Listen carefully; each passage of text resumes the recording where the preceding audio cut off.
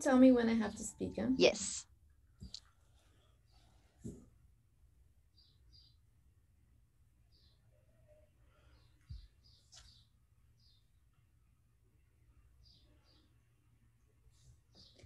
Hello, good morning, good afternoon, and good evening to everyone watching us across the globe.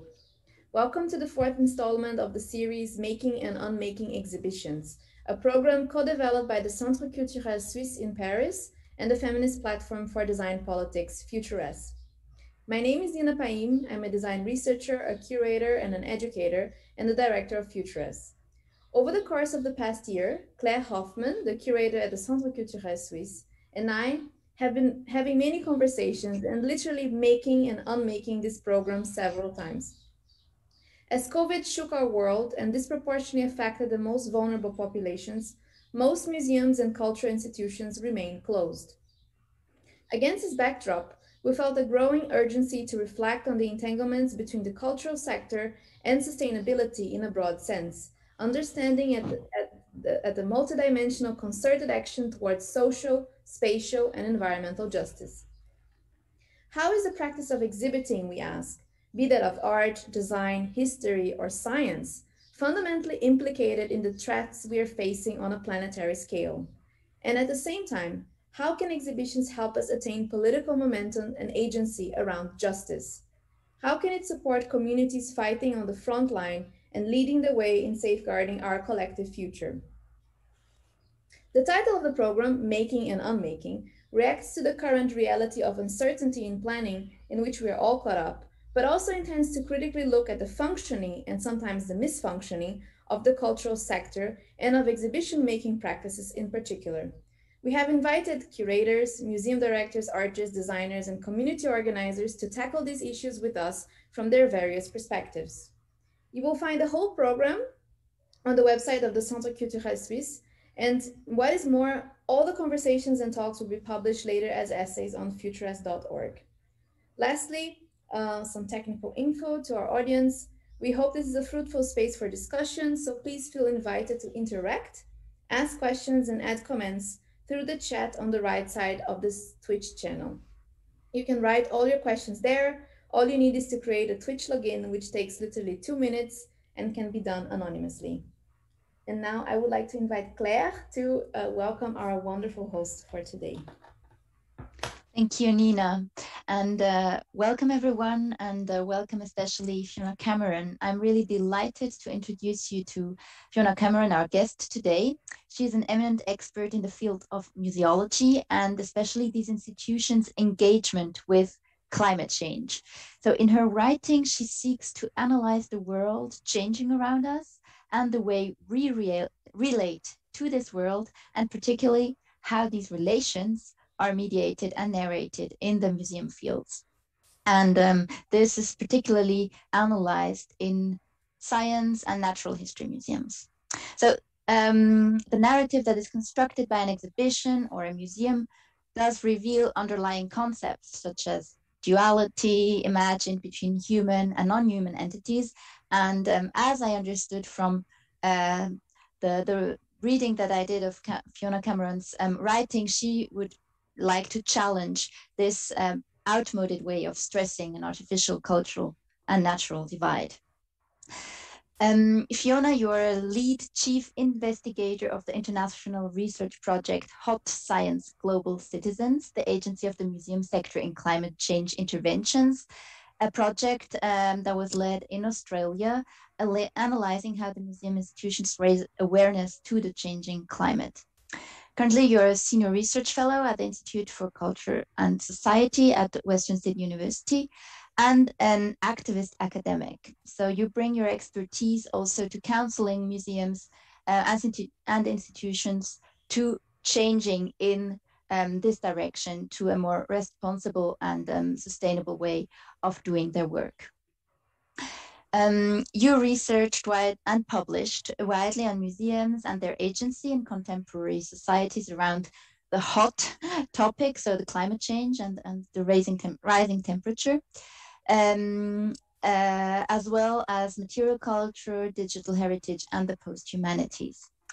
Your research has brought you 8 Australian Research Council grants, 11 international grants, 13 fellowships, and your impressive publication list figures 83 books and articles. So I'm really delighted you're able to join us from Sydney today, tonight for you, lunch session for us, and to discover your lecture with the title Exhibiting for Earthly Habitability, Curating More Than Human and Other Human Climate Ecologies. Thank you, Fiona. Well, thank you for that wonderful introduction, Claire. Thank you, Claire and Nina, for organising this wonderful series of events and for extending the invitation to me to speak. I'm absolutely delighted to be here, and welcome to anyone or everyone that's listening out there. Climate change in the Anthropocene are the unintended consequences of an erroneous and dangerous detachment from our environment and others, and the various forms of exploitation, injustice, and inequality founded on the illusion that the human is the centre of all things, and this is a dominant view in the Western world. Now, the newly visible powers and agencies of a more than human world are becoming increasingly apparent, as evident through escalating bushfire risk here in Australia and the current COVID pandemic, as we confront the material consequences of advanced capitalism and 2 centuries of industrialisation. These events and situations tell us that the world we are bound to live in is no longer solely ours, and that our human capacities to drive change and control outcomes have been substantially curtailed. So if we are to avoid compounding existing problems and creating new ones, we require new cognitive frames and practices of life that promote respectful, ethical thinking and forms of conjoint action that acknowledge our entanglements, shared vulnerabilities and futures, not only with other humans, but also with the non-human world. So through their collections, exhibitions, interpretive and documentation practices, museums are powerful institutions, instrumental in shaping ideas about culture, identity, cultural difference, human relations with nature, technology, science, and digital life. With long histories of collecting, documenting, and preserving natural specimens and cultural artifacts, museums have promoted human-centered understandings of society, the non-human world, technology, and science that enact particular ways of conceptualizing and acting in the world.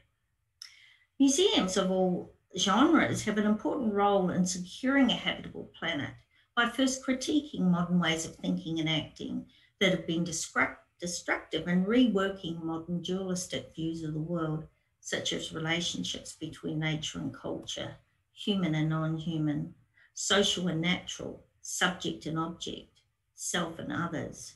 And second, by reconstituting human-centered concepts and practices and developing new ones that have the potential to signal an entangled and more than human approach to the makeup and composition of the world.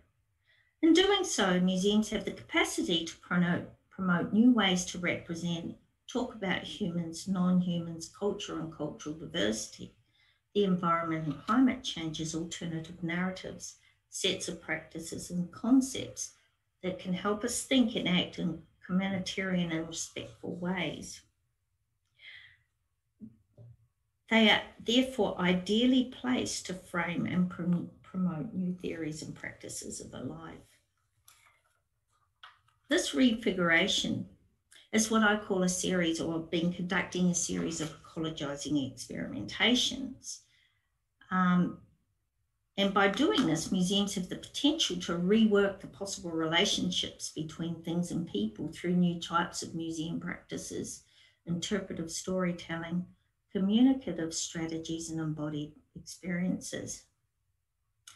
My specific goal here through my ecologizing approach, which is outlined in a manifesto I published in 2015 in the collection Climate Change Museum Futures, is to promote a relational and more than human ways of thinking and acting through museum collection, exhibition, and institutional practices. Here I sought to reconstitute human-centered concepts and practices and reframe them in a way that has the potential to signal an entangled and more than human approach to the makeup and composition of the world. So ecological thinking is no longer the sole domain of the biological sciences, for example, or evolutionary thought, which is one of the ways museums, especially natural history museums, have engaged sort of ecological thinking. Rather than we need to embed ecological thinking across all domains of museum practice. So my first experiment, and I've been doing this over about 13 years now, but my first experiment was to refashion institutions as liquid. This experiment was motivated by my work on the roles and agencies of museums in climate action and how we can think about institutions as agency on global networks and multi-stakeholder alliances, including that of the non-human. So this idea was inspired by Deleuze and Guattari and also Delander's assemblages. Here I ontologically refashioned the museum's agency as an institutional form as a series of heterogeneous assemblages made up of all manner of material and expressive forms enmeshed in diverse collectives comprising many human and non-human elements. As an assemblage, the Liquid Museum is distributed multi and interscalar, crossing sectors, scales, and transnational boundaries. The institution is comprised of a series of components that are mobile, cohere with others, and also disperse or disassemble according to certain conditions and events. Change, therefore, becomes a rhizomic process, both intended and unintended, in which agency is rethought in terms of relational resources and institutional capacities. So by thinking about institutions in these terms, the museum form emerges as more nimble, flexible, and adaptive, better able to meaningfully engage topics in multi-stakeholder alliances for collective action, and also consider institutional roles and capacities in broader political and media ecologies. My second experiment was on the narratives on the exhibition Atmosphere, Climate Science at the Science Museum, London. Here I composed climate change and action differently in ways that signal our embeddedness in a climate changed world. I reworked mitigation as complex systems involving the actions and agencies of many human, non-human, and technological actors and earthly processes. My third experiment settled on a melted green plastic bucket from Museum Victoria's Black Saturday bushfire collection from 2009. And this bucket was used by Bill Puck to save his home from the inferno. And here I reworked the object and conventions of describing, narrating histories and personal accounts and reframed them as ecological compositions and put them to work to illustrate the lively interdependencies between humans, practices, decisions, and the multifarious living and non-living entities and materialities such as the Australian bush. Fire, metal, plastic, heat, wind, technology, CO2, human acts, and so forth, in ways that improve our understandings of bushfires as entangled emergent processes involving many different actors. My fourth experiment is on the future of digital data, heritage and curation in a more than human world. Here I critique digital cultural heritage concepts, particularly object concepts, their application to the data, and develop new theories, curatorial practices, and a more than human digital museology for a contemporary and future world. And this experiment's just been published in my new monograph, The Future of Digital Data, Heritage and Curation in a More Than Human World. Some of these experiments have been published. The bucket was published in Rosie Braidotti's Post-Human Glossary, and I've also got a forthcoming monograph titled Museum Practices in the Post-Humanities, Curating for Earthly Habitability, if you wish to explore some of these ideas further. Now, I'd like to return to my second experiment, and that's the atmosphere exhibition at the Science Museum in London.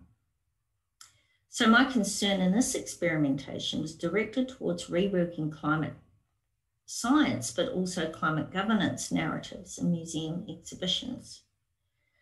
To do this, I'm inspired by a range of more than human ontological new materialism's proposals, from Deleuze and Guattari to Bennett to Latour to Haraway, Bradotti, and so forth, and to explore the potential uses of these relational, material, and processual approaches for collapsing culture-nature dualisms, for individuating big nature, for detailing ways we can be more attentive to the folded, material, entangled, and embedded relations between human, non-human world and earthly processes, and how they might inform the development of new social collectives as post-anthropocentric communities.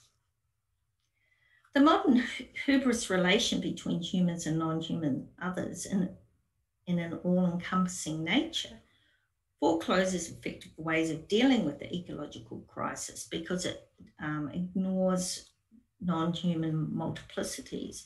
It fails to adequately account for non-human independent and non-linear activity, and the radically and infinite heterogeneity and entanglements of human, non-humans, and material processes that make up the worlds we inhabit. The problem with nature and the dualistic divisions of culture and nature can be traced back to French philosopher René Descartes. Descartes established what we now know as a Cartesian rationality, a philosophy that has been used to define the world according to two distinct and separate substances: the mind, whose essence is thinking, and the body as material, physical things. These divisions between the mind and the material world articulate as human subject-object and as culture-nature, founded a humanist philosophy and a dualistic metaphysics where the world came to be thought of as two distinct and different substances: immaterial mental things, human minds and ideas, and material things, matter, bodies, and the non-human world. The establishment of these separate worlds, while unable to put the human governance of climate change in its proper relation with the worlds of nature, has also led to quite specific ways we formulate our knowledge of things, our experience of climate change as an exclusively human project, governance project. The way we position the human as a sole source of action found on hubris relations of manipulation, domination, and control, and figures the atmosphere as a thing that must be objectified, understood, rationalized, and controlled. The dualism of culture-nature also operates as a scaling mechanism where, according to Hall, lower in the hierarchy of mind and presence, plants and animals were presumed to have no purpose of their own, and so their existence is entirely subverted to human ends. To serve human ends, plants, animals, soil, sky, and rocks were portrayed as insensitive, unminded, and passive.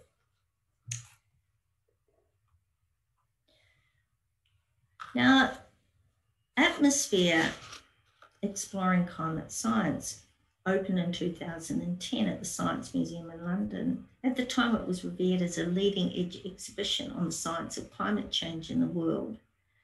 However, it still promulgates climate change and governance as a modern project, which is enshrined in the Articles of the Paris Agreement, for example, even in the Sustainable Development Goals. And so this is why I see it as important, because the thoughts and the actions are still framed within this modernist framework. So the exhibition content is divided into 5 zones dedicated to different aspects of climate change. Individual sections are organised according to themes: how the atmosphere works, the history of climate research, greenhouse gases, the carbon cycle and adaptation to climate change and effects on Earth systems, and global communities.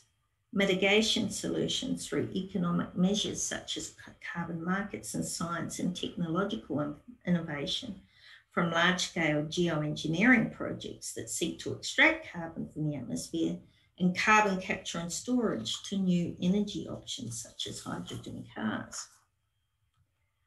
So in this introductory panel, the museum validates big science as the only or the predominant form of knowledge that can reveal how the Earth's atmosphere works, and the only knowledge practice that we can rely on to make decisions about the future for the Earth's population and the non-human world. By revealing the workings of an already pre-existing climate system, big science securitizes our future by seeking ways to recalibrate our lifestyles with the atmosphere. Science is a child of a Cartesian philosophy, an outcome of the separate domains of culture and nature, is first authorized to reveal universal laws of material physical substances, and therefore has the authority to speak for the non-human world. Now, Latour explains modernity in science, scientists' self-proclaimed authority to speak for nature when he says, natures are present, but their representatives, scientists who speak in their name. Societies are present, but with objects that have been serving as their ballast from immemorial. So in this instance, the atmosphere mediated through the work of scientists acts as a ballast in which a societal action on climate change is based. Atmosphere talks of a pure nature as a non-individuated nature, where the social is seen as distinct, rather than a series of deeply entangled with human designs. Therefore, the underlying scientific rationale in forming the means to govern climate change in the atmosphere is that science, as Mike Hume explains, can make discoverable objective facts that are socially and politically neutral, can adjudicate between competing claims to truth, and determine the causes of climate change and climate sensitivity. So finding an answer through science, which atmosphere supports, is seriously misguided. It engenders unrealistic expectations about what can be achieved. It further perpetuates the belief, according to Mike Hume, that science can calculate and produce definitive statements about what is and what is not dangerous for societies, and accordingly ways to solve the ecological crisis. The activities of humans are seen as outside nature, but as forcing agents. In doing so, atmosphere narratives quintessentially separates the modern human from climate change and the non-human world, both in the articulation of the problem and the suite of solutions that modernity proposes. Narratives explain Earth as a complex biophysical rather than a socio-biophysical system. Nature is individuated as rocks, oceans, and plants as either carbon producers or absorbers or sinks. The atmosphere is cast solely in terms of the material substance of matter as a mixture of gases, particles of nitrous oxides, methane, carbon dioxide, water vapor as molecules and atoms. Understanding the atmosphere for recalibration purposes reconciled for the ecological monitoring of nature, notably sea surface and near ground temperature, as a means to situate long-term warming changes. In atmosphere, humans are seen as having the tools and perspectives, science and technology, to not only trace the history of warming and cooling, but to solve the ecological crisis. Science discourse acts as a theology, the religious scripture that directs human action and thought. Hubris narratives predominate on the basis of culture nature as human subject-object relation, where humans command and control, measure and model the atmosphere as a focus for intervention. These divisions disables the means to mobilise action on climate change more purposely because it separates us from and discounts the non-human world and fails to adequately acknowledge entanglements together as agential forces. In the exhibition, collections are put to work to stand for and represent the effects of climate change on nature as a passive object, each working in the service of science and scientists. Objects such act as documentary empirical evidence of warming trends and therefore as a ballast and stabilising force for modern discourses of climatic change. A section of a tree ring operates in modern climate change speak as a climate diary, where climate variability is etched into their tree-grown rings. The non-human animal, in this instance, cows, are seen as unminded bodies as carbon producers, then made subject to biopolitical compliance. Here our task is to manipulate cows' diets to reduce greenhouse gases. The means to govern climate change in the atmosphere exhibition focuses on biopolitical policing, the reduction of CO2 emissions and its monitoring. Governance happens through various apparatus such as carbon taxes and new technologies operationalised through strong human agency, human will and intentionality as technical and scientific knowledge, alongside the conceptualisation of nature as a backdrop subject mediated through human subjectivity. These narratives do not consider the non-human as a coordinate of governing except as a function or instrument put to work to serve these ends. In doing so, mitigation options make visible a narrow suite of solutions aimed at reducing greenhouse gases through targets and limits and marketing mechanisms such as taxes and trading schemes, and through technocentric investments and interventions destined to command, capture and harness nature's resources such as solar and wind power. So biopolitical compliance is akin to the policing not only of human and non-human bodies and their carbon burning habits, but also through the administration of ecological domains, notably the atmosphere. Hubris games, for example, ask the visitor to limit heat energy by blocking greenhouse gas particles to ensure Earth's average surface temperature remains suitable for life. Modernity's tools, technologies and capital therefore become the centre of all climate change governing projects. And Nimmo calls this assemblage of tools, capital and technology, as instruments central to a secular form of theology where humans become their own God. So these narratives gesture towards current climate change governance strategies as a series of scripted techno-managerial dispositives, and these are often portrayed as innovative, but they as radical or innovative, but merely ensure that civilization or society, modern society can, as we know it, can continue. So atmosphere, for example, calls for a revolution, but without revolutionary change. The message is change our energy sources and it's business as usual.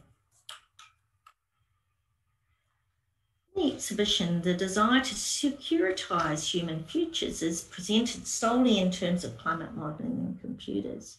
The future for humanity is predicated on more and better science and computers, and therefore a greater ability, assuming a greater ability to control the atmosphere. Climate modelling and future forecasting is expressed in another hubris game that invited the visitor to choose a person and use the climate modelling tools to help them understand what will happen where we live in 2100. Discourses all insist on the existence of nature's innate stabilising force as one that has been disrupted by an external human agency. Narratives are fixed with targets and timetables founded on the belief that the climate system can be stabilised to an imagined safe, secure and stable level. Another game, for example, asks the participant to teleport themselves to 2025 and start reducing emissions, at the same time challenging to cut them by 50% by 2050.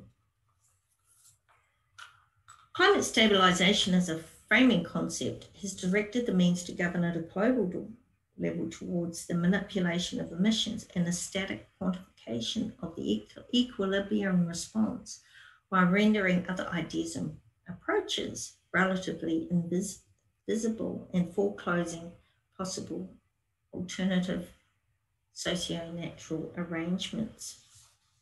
Another hubris game, interactive game, asks the participant to reduce greenhouse gas emissions in power production, transport, farming and tree and forests and buildings by 2050. Looking down, the participant commands and controls. So the coordinates already present in climate change science narratives are carbon, science and technology.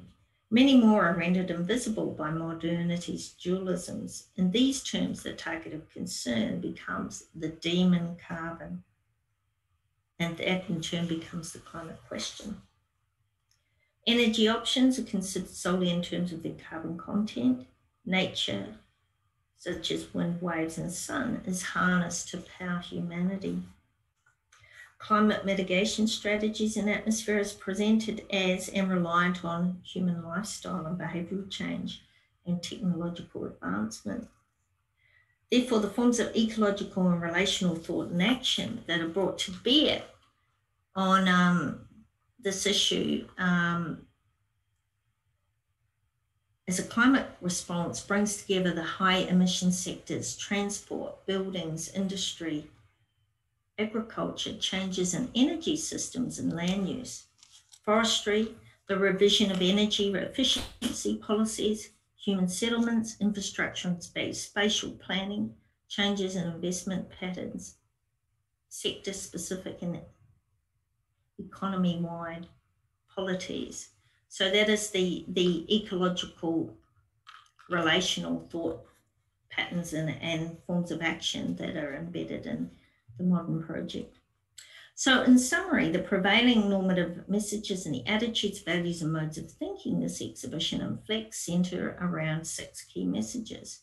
That science and technology have the answers for the future of the planet, that carbon or CO2 is the climate question and reducing our carbon footprint is the sole and most effective response and course of action. Technological investments in alternative energy sources and large geoengineering projects that pull carbon out of the atmosphere have the potential to securitise human life on Earth. Capitalist economies and economic growth can continue in a business as usual fashion if alternative energy and cleaner sources are made available. The atmosphere can be controlled if put back into balance. And climate science is factual and apolitical. Now, in recent years, new knowledge practices have emerged in the environmental and critical post-humanities aimed at comprehending and formulating culturally intelligent ways to rework the modern constitution, Cartesian dualistic views on the world, modern humanism, and that work more effectively with contemporary dynamics and circumstances as a way of promoting planetary habitability for the long term. For the purposes of climate change action, these new ontologies collectively break nature, culture, and hubris views on the world, rework these binary concepts as relational and processual, fold the material and discursive as complex physical processes and systems, decenter and reposition modern human subjects in new polities, and view humans as just one species among others.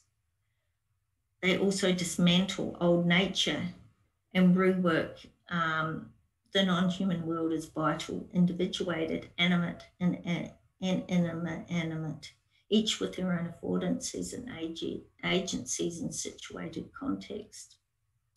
So in the second part of this presentation, I propose to ontologically refashion the modern narratives of climate change embedded in the atmosphere exhibition to progress a new type of politics that returns modern humans folded back into these processes, according to what Claire Colebrook argues, as just another life form, as opposed to the figuration of hubris control. Governing climate change is a humanist politics, and the Science Museum as a pedagogical science institution through atmosphere has deeply embedded itself in modern governing structures. In atmosphere, humans, especially those in the West, are presented as having entitlements and powers that are then operationalised through distinct forms of technocratic thinking, monitoring and acting. But we need to think of ourselves as living forms, and accordingly thoughts, economic and political systems that operate in radical attunement as vital living more than human systems of recuperation and respect. A central feature of ontological refiguration is the reworking of the humanist idea of man, the idea of life, of human life, of modern cultural understandings of community, of human agency, the vitality of matter, and the non-human in the exhibition, and indeed in any climate exhibition. So accordingly, my first task was to dump big nature, individuate its components and collapse distinctions between culture and nature. In collapsing or discrediting modern nature as a concept, it opened up an ontological space to consider an array of things in governing collectives previously rendered invisible and passive. Rather, governing must include a practice that remains attentive to a full range of coordinates from the human, more than human world to the radically asymmetrical earthly processes in which we depend, all previously categorized and collapsed into nature. Nature as a signifier, however, still thrives in the world, in climate policy, and in museum interpret and branding practices. And if you look around, you really can see the use of nature is still very widespread. The atmosphere and its coordinates of government in the context where divisions between nature and culture no longer exist comprise an expanded array of coordinates such as water, clouds, nitrogen, oxygen, carbon dioxide, coal, lifestyles, legislation, radiation, heat, gravity, profit, electrons, electricity, climate science, computer modelling, economic theory, carbon taxes and emissions, trading, pollution, coal-fired power stations, trees, energy policy, ideologies, rationalities, technologies, belief, thoughts, desires, consumption, small island states, malaria, cyclones, oceans and ice, the UNFCCC, nation states, all as powers and forces with trajectories and agencies of their own in interrelatedness. So this is an unraveling or refiguring of the modern project. Each of these coordinates, from social actors, rationalities, legislation, economic theories, hubris management strategies, human and non-human machines such as coal-fired power stations, and earthly processes such as gravity, operate simultaneously as socio-cultural and natural physical processes. That they are really fully nature or fully human. The coherence of these coordinates in climate change governance is predicated upon the assembled networks of human and non-human relations in the process of co-constituted action, rather than the functional parts of nature that makes up nature with a big N. So expanding the range of governing coordinates establishes a fluid political ecology for a climate change world. Politics are no longer restricted to the modern human. Capturing the full range of governing coordinates can never be complete because the influence of others can never be fully known or visible. And as another form of representation, acts as an approximation of the real, whatever that is, of the more and other than the human world in which we depend. Mitigation, according to climate science, is a human intervention to reduce the sources of emissions or enhance the sinks of greenhouse gases, directed towards the stabilisation of greenhouse gases at certain temperature levels. Sinks such as trees and soils are no longer nature capital resources to use for, put to use for human purposes to draw carbon from the atmosphere, to avert the need for radical change and maintain the status quo. In the case of embedding humans in governing projects as living forms and reworking mitigation and indeed adaptation together, removing these divisions, these artificial divisions, as attunement as comprising broader social collectives in which other coordinates previously cast as nature capital have agencies that must be taken into account and worked with and respected, derived from what Rosie Braidotti calls an ecological, social and effective responsibility. Climate change governance and its enrolment of cultural diversity is no longer solely subject to a series of assessments of risk and the calculation of impacts. And this is quite a strong message in atmosphere. Rather, is reframed within these new social collectives as multiple existing possible practical socio-ecological compositions or composing thoughts and actions emerging from attunement, and the different ecological thoughts and acts that may emerge from a host of different entanglements. And here I'm talking to the array of different ecological thoughts and practices that can promote attunement, including Indigenous perspectives. Reading climate change governance through an ecosystemic framework directs our investigation into how governing projects are composed, conjoined, harnessed, or transformed by human, more than human, and non-human agencies, and their interrelatedness, and how they operate together as constituted and constituting forms within extended, distributed webs of intelligibility that comprise them, rather than the functional parts of nature with the big N, and in the case, the atmosphere with a big A, to which action is directed in a modern linear fashion.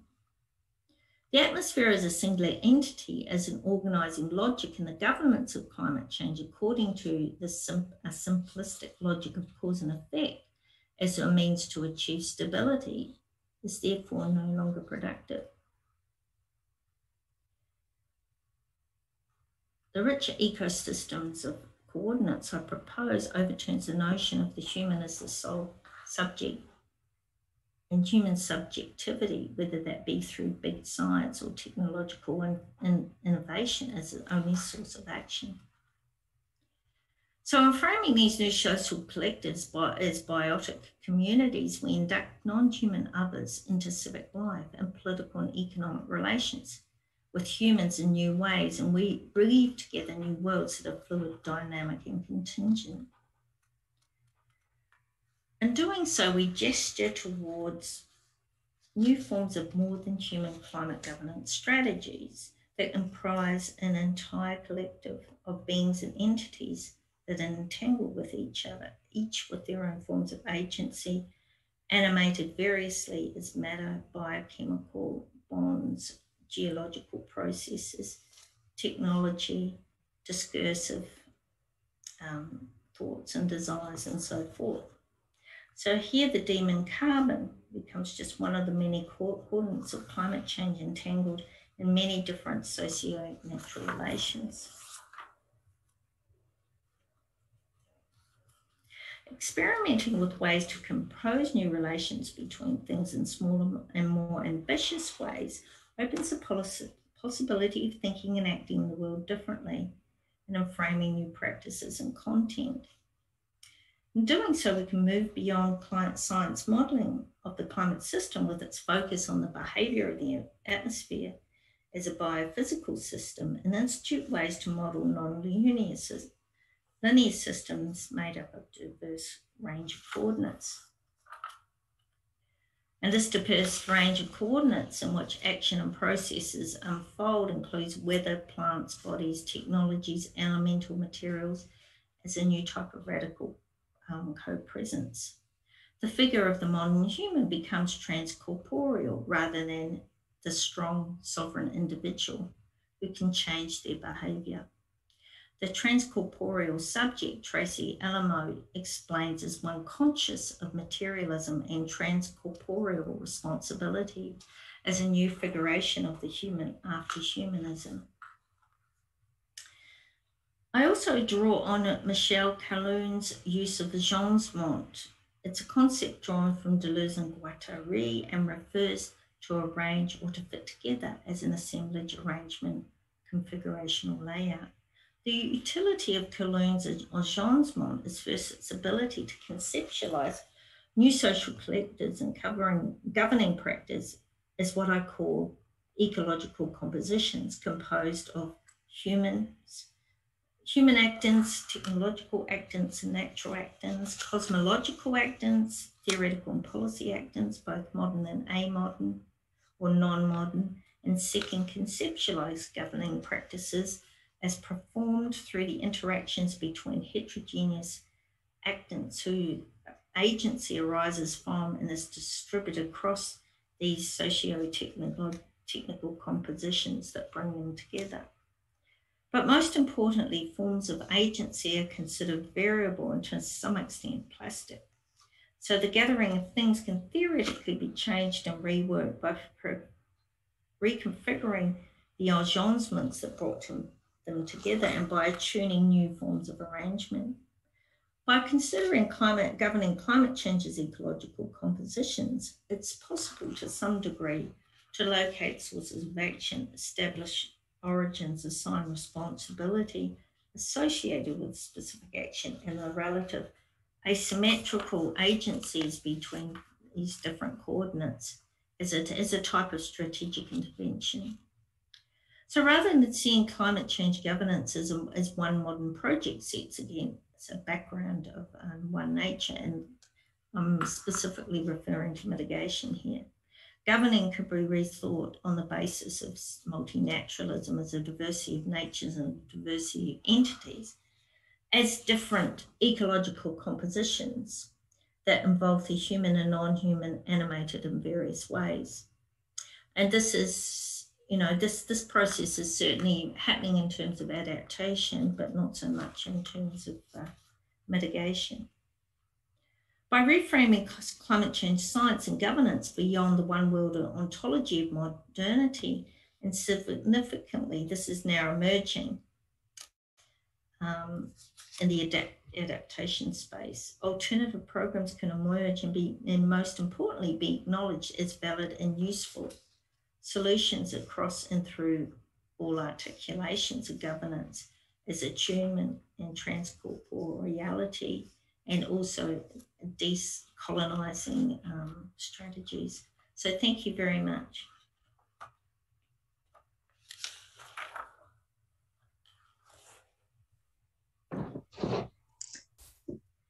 Wow, thank you so much, Fiona.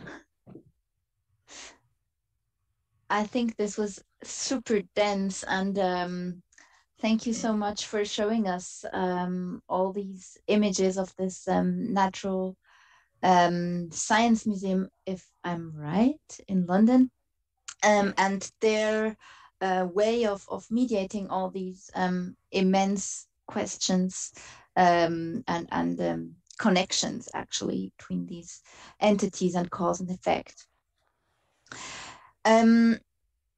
Maybe one question that, if I may, Nina, I'll just jump in, concerning the status of where the Science Museum is speaking from. So as you pointed out, it is an institution of authority that is speaking to a lay audience.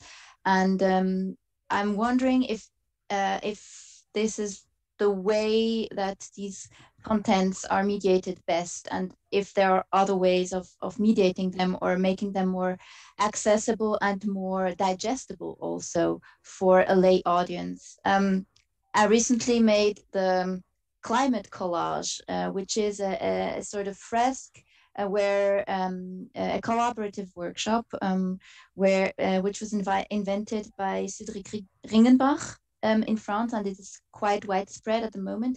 And there, the idea is really that everybody who joins in has as much knowledge as the other people, and nobody is the expert. And together, you construct this cause and effect chain and learn together while constructing it. And I just realized that it was an amazing way of understanding these topics, because you acquire, you think, you discuss, you reject things because you're contradicted. And this is a very basic way of acquiring knowledge, as we know it at school, actually. And I was wondering if in your analysis of this exhibition, there were also elements that you would say have this horizontal way of mediating knowledge, or did you feel that it was more a vertical approach in general? Definitely a vertical approach. There was one interactive that I didn't talk about actually, that showed a lot of these different governing, the non-human as a governing body. There was one interactive that I thought was really quite powerful in, extending out the sort of the range of entities involved in climate governance. I talk a lot about attunement, which many other post-humanists are talking about, or people interested in ecological thought. And attunement and, visualization is a very powerful tool, immersive visualization in terms of creating these sorts of feelings of attunement and, transcorporeality. And, this is an exhibition that's been up for like 11 years, but it's still, it's a long time. And I think they're going to be renewing it at some point. But it still has the messaging that a lot of other climate exhibitions have. I know a lot of those smaller, like the Climate Museum in New York, they have a lot of, they encourage people to talk about climate change with each other, which is kind of a similar sort of approach to which that program that you've been involved in. So learning off each other rather than relying on the science, really. But this whole notion of mitigation and adaptation is an artificial division, because it's really about thinking and acting differently in the world in a more materialist, attuned way. So you can't really separate those two, even though they're sort of enshrined in climate policy. They really are one and the same thing. In terms of their aspirations, they should be. Yeah. Thank you so much for your wonderful lecture, Fiona.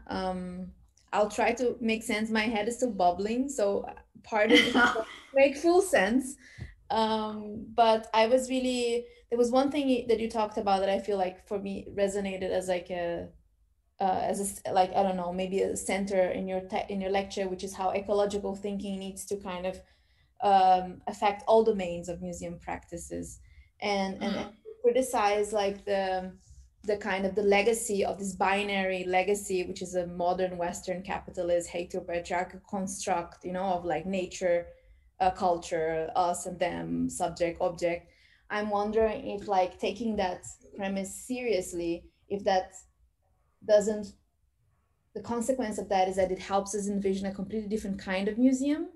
Yeah, exactly. Where there is no more, it's no longer a science museum, it's no longer art museum, it's no longer an anthropology museum, or it's no longer a design museum, and which is maybe the museum I always wanted to go, because it's a museum without disciplinary borders, and a museum that you know, that tells entangled complex histories of things that are in a model. So I don't know if I'm making sense, but I was really Yeah, no, you excited do about totally making sense. Yeah.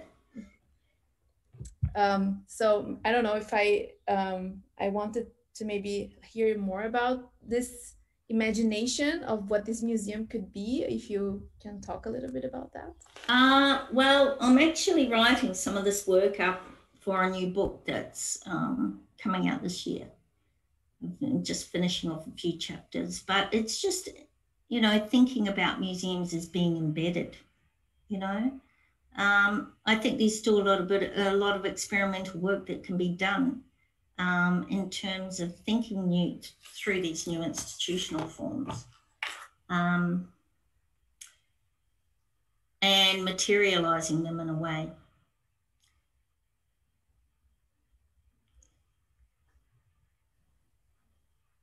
And that's, I mean, by doing these ecologizing experimentations across different, you know, in terms of, you know, I've just done a lot of that work, my new book around digital heritage. I'm looking at digital heritage as planetary, as, you know, embedded in the geological substrates of the earth and in deep time and, you know, very materializing sort of forces beyond what we think of as objects we see on the screen, you know, and interfaces. And I've been doing some experimental work with Trump's tweets about it being more than, you know, his agency or his, you know, rhetoric on tweets is actually a more than human entity, ecological process. I call objects ecological compositions. So I've been playing around with that in you know, refiguring digital heritage and also looking at other agencies like automated systems, you know, the banking system from the 9/11, from the Twin Towers when it collapsed, that's been collected. You know, sex bots, a whole lot of different entities that are the heritage of future life, really. Even if you can call it heritage, but its heritage is not human-centered in a sense. And heritage is something that won't be in the same form, basically. So yeah, that's how I've been working with digital cultural heritage. I know that it's a bit of a different focus in this talk, but it's the same sort of process. But in a way, I mean, I also really like how you ended your manifesto, where you talked about like the necessity of like building coalitions.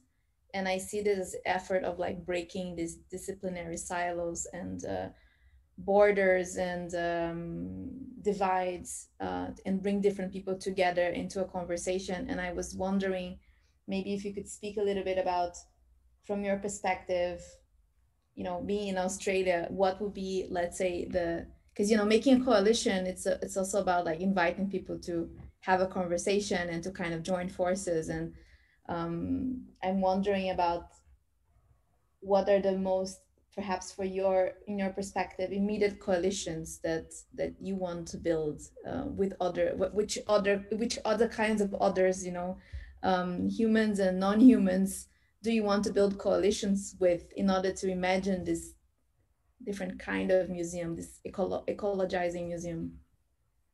Yeah. Well, I've been doing a lot of work on curating too, ecologizing curating. So I see, you know, curating is not just human and machines, but, you know, the rare earth minerals that have been found, you know, that have been mined.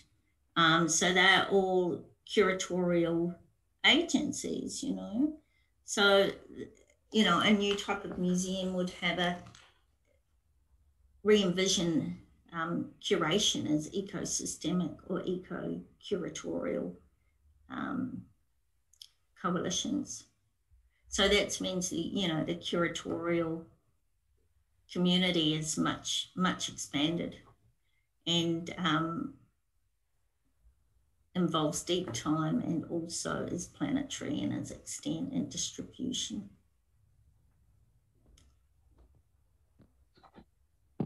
Yeah. I really like the term of deep time, and it's a notion that comes up already for the second time in our series. Oh, does it? And yeah, Lucia Pietrorusti was talking about this notion in response to artistic projects. And so I would also like to ask you, what do you think?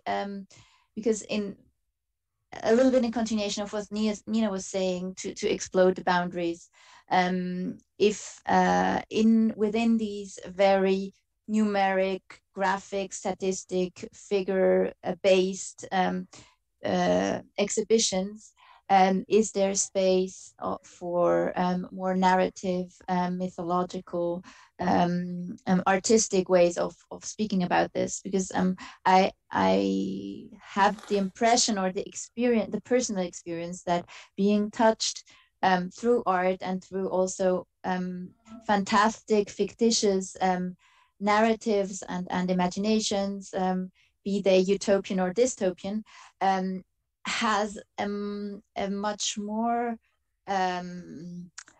immediate effect onto not only how we grasp the connections in climate change, but also how we are engaged to move into another direction and change our own behavior. So I was wondering if you see a possibility of joining these narratives or these ways of speaking about it, because actually, let's say the goal is a common goal, right? To find a way out of that disaster we're steering to. And that is something both artists, scientists, anthropologists, museum people are interested in. But how can maybe these narratives be linked also in a more scientific surrounding, as a natural history museum is? Well, I mean, art has always been very powerful in terms of challenging, in terms of controversial topics. And, there's a lot of work being done around bioart and all sorts of, installations. And that has been working on ecologizing thought and action for some time. But I think it's just, it's the whole post-humanist sort of field is kind of exploding, I think, in the art world. It's a bit slower in the museum world, in sort of like history and natural history museums and science museums. Yeah, so it's an experimental space, basically. But and it depends on what sort of form that I'm sort of like, I like text, but I also like immersion. So it depends on what form your experimental space or practice takes, I suppose. I think it's also like the overture that is a bit different, as when in such a scientific exhibition, like there is a very clear narrative and then problem, solution, and outcomes, whereas in an artistic narrative, the outcome is much more open, and it can be just the impact that it has on the viewer can already be, one solution or one step. Yeah. And so I think maybe that's also a little bit different aims or ways of bringing across content and ways of acting onto a public. Yeah. So I think if I look on our time is up. Nina, do you want to add anything, maybe from your side, from Basel?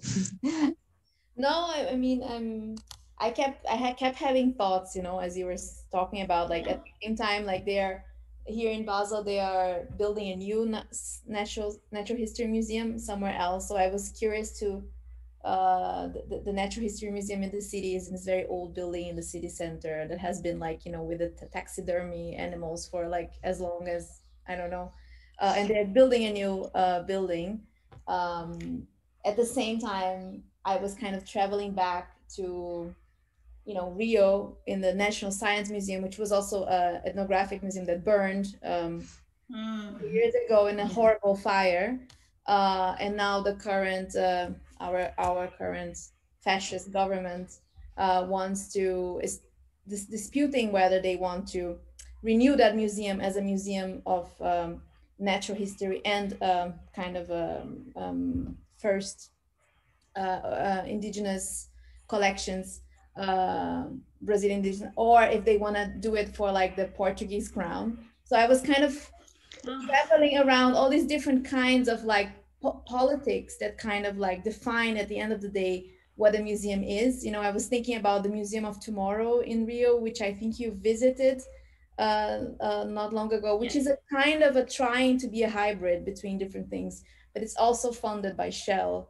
So as I travel, as I travel between Basel and Rio in my head, I kept thinking about the different politics of that kind of allow, you know, these museums to exist. And I think your lecture made me do that. So thank you very much for complexifying, you know, the narrative. Thank you so thank much, you for Fiona. your questions, your wonderful questions as well. Thank you for joining us from Sydney, and we're excited to also read the text, which our audience can find on futurist.org in a couple of weeks. And thank you so much for joining, and have a wonderful day. Evening. Thank you. Or evening. Yeah. Bye. Bye. Thank Bye. you, Fiona. Thank you.